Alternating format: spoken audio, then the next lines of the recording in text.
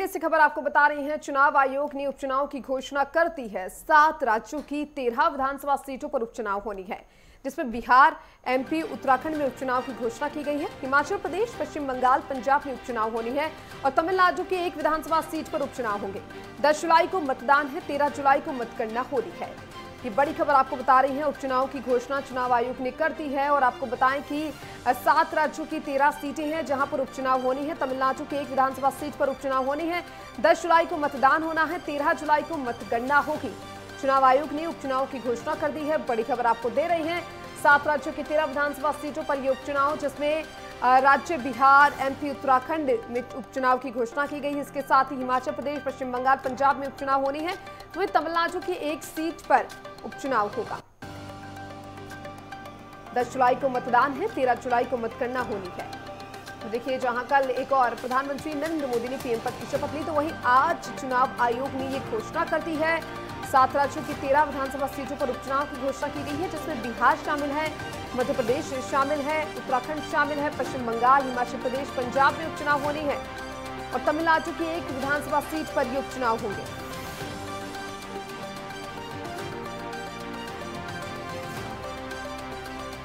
चुनाव आयोग ने घोषणा की है, 7 राज्यों की 13 विधानसभा सीटों पर उपचुनाव। बिहार, एमपी, उत्तराखंड में उपचुनाव की घोषणा कर दी गई है। हिमाचल प्रदेश, पश्चिम बंगाल, पंजाब में उपचुनाव। तमिलनाडु की 1 विधानसभा सीट पर उपचुनाव होनी है। 10 जुलाई को मतदान होना है और 13 जुलाई को मतगणना हो जाएगी। अब देखिए, उपचुनाव के लिए जहां इन राज्यों में तैयारियां करने में पार्टी लगातार जुटी हुई है।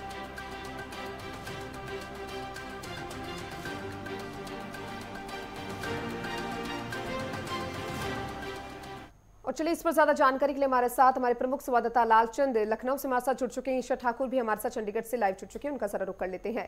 क्योंकि लालचंद, सबसे पहले आपके पास आना चाहूंगी, उपचुनाव की घोषणा यहां पर कर दी है चुनाव आयोग ने। जहां चुनाव के नतीजे आए उसके बाद अब उपचुनाव के ऊपर फोकस किया जा रहा है, किस तरीके से इसको देखा जा सकता है? देखिए, जिस तरीके से पूरे देश में लोकसभा चुनाव संपन्न हुआ, लेकिन कई ऐसे नेता थे या विधायक थे, कहा जा सकता है कि उन्होंने जो है सांसदीय का चुनाव लड़ा, प्रत्याशी उनको घोषित किया गया और उन्होंने जीत हासिल कर ली है। ऐसे में कहीं ना कहीं अब देखने को मिल रहा है कि चुनाव आयोग उपचुनाव को लेकर यहाँ पर तैयारी करता हुआ दिखाई दे रहा है। जिस तरीके से 7 राज्यों की 13 विधानसभा सीटों पर जो है 14 जून से जो है अधिसूचना जारी हो जाएगी। ऐसे में कहीं ना कहीं अब सभी पार्टियां एक बार फिर से कहीं ना कहीं तैयारी करती हुई दिखाई देगी उपचुनाव में। अगर हम बात करें तो जिन 7 राज्यों में चुनाव होना है, तमिलनाडु में 1 सीट पर होना है, मध्य प्रदेश में 1 सीट पर होना है, उत्तराखंड की 2 सीट पर होना है, पंजाब की 1 सीट पर होना है, हिमाचल प्रदेश की बात करें तो 3 सीटों पर उपचुनाव होना है, वहीं बिहार की 1 और बंगाल की 4 सीटों पर जो है उपचुनाव होना है, जिसकी अधिसूचना जो है 14 जून से जो है जारी हो जाएगी। और ऐसे में अब कहीं ना कहीं इन सीटों को जीतना बीजेपी के लिए काफी महत्वपूर्ण हो जाता है, क्योंकि जिस तरीके से जो सीटें कम हुई हैं, कहीं ना कहीं उपचुनाव में जिस तरीके से विधानसभा का में कहीं ना कहीं अपने पूर्ण बहुमत को लाने के लिए पूरी तरीके से तैयारी करती हुई दिखाई दी। सभी पार्टियां अपनी जोर आजमाइश करेंगी, लेकिन कहीं ना कहीं उपचुनाव भी सभी पार्टियों के लिए महत्वपूर्ण हो जाता है और सभी पार्टियां देखने को मिलता है दमखम अपना दिखाने में जुटी रहती है। लेकिन अगर हम उत्तर प्रदेश की बात करें, उत्तर प्रदेश की 9 सीटों पर जो है चुनाव होना है, लेकिन अभी चुनाव आयोग की तरफ से किसी भी प्रकार से घोषणा नहीं की गई। माना जा रहा है कि जल्द ही उत्तर प्रदेश की 9 सीटों पर जो उपचुनाव होना है उसको लेकर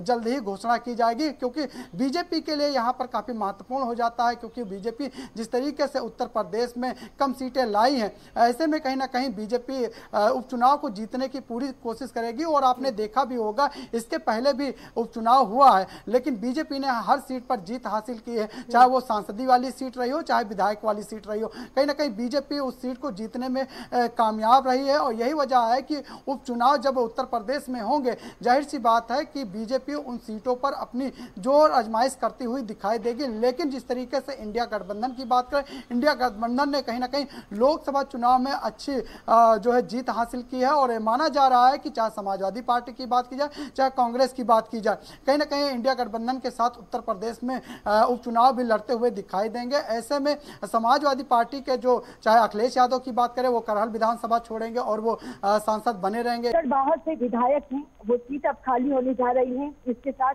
अगर हम गुरदासपुर सीट की बात करें, वहां से कांग्रेस चुनाव जीती है। सुखजिंदर सिंह रंधावा जो कि डेरा बाबा नानक से विधायक थे, वो सीट यहाँ पर खाली हुई है, वहां चुनाव होंगे। और साथ ही साथ अगर हम बात करें होशियारपुर की, होशियारपुर से आम आदमी पार्टी चुनाव जीती है राजकुमार चब्बेवाल, और उनकी सीट है चब्बेवाल, जहां से वो कांग्रेस की टिकट पे विधायक बने थे, लेकिन अब आम आदमी पार्टी में है, वो सीट खाली हुई है, वहां पर चुनाव होगा। संगरूर की बात करें, वहां से कैबिनेट मंत्री गुरमीत मीत चुनाव जीते हैं, और बरनाला से वो विधायक चुन के आए थे। बरनाला में चुनाव होगा, यानी कि कुल मिलाकर 5 विधानसभा उपचुनाव पंजाब में होने जा रहे हैं, जिसमें एक की घोषणा अभी कर दी गई है। देखिए, पंजाब पर नजर इसलिए भी टिकी है, लुधियाना सीट की अगर बात करें तो यहाँ से बीजेपी और कांग्रेस के बीच में कांटे की टक्कर थी, और यहाँ पर बीजेपी हालांकि चुनाव तो जीत नहीं पाई। रवनीत सिंह बिट्टू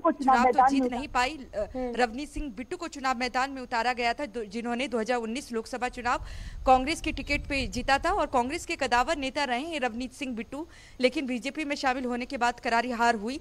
लेकिन देखिए, मोदी मंत्रिमंडल में उन्हें शामिल कर दिया गया है, केंद्रीय राज्य मंत्री उन्हें बना दिया गया है, चुनाव हारे हैं। ऐसे में उन्हें माना जा रहा है कि हरियाणा की जो राज्यसभा की एक सीट दीपेंद्र सिंह हुड्डा जिस तरीके से रोहतक से चुनाव जीते हैं, वो सीट अगर खाली होती है तो यहाँ पर राज्यसभा हरियाणा से भी रवनीत सिंह बिट्टू को भेजा जा सकता है। लेकिन अभी फिलहाल ये भी देखना है कि जिस तरीके से अभी कांग्रेस आरोप लगा रही है कि हरियाणा में तो बीजेपी अल्पमत में है, ऐसे में राज्यसभा की सीट क्या निकल पाती है या नहीं, ये भी देखना है। लेकिन ये जरूर कहा जा सकता है कि पंजाब के साथ साथ हरियाणा में भी नजर टिकी है कि रवनीत बिट्टू को, जिन्हें केंद्रीय राज्य मंत्री बना दिया गया है, लुधियाना से चुनाव हारे हैं।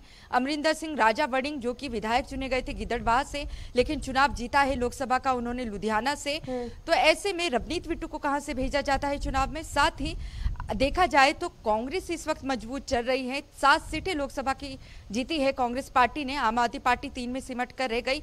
सत्ता में अगर बात करें, सत्ता में काबिज है पंजाब में आम आदमी पार्टी, लेकिन करिश्मा नहीं दिखा पाई।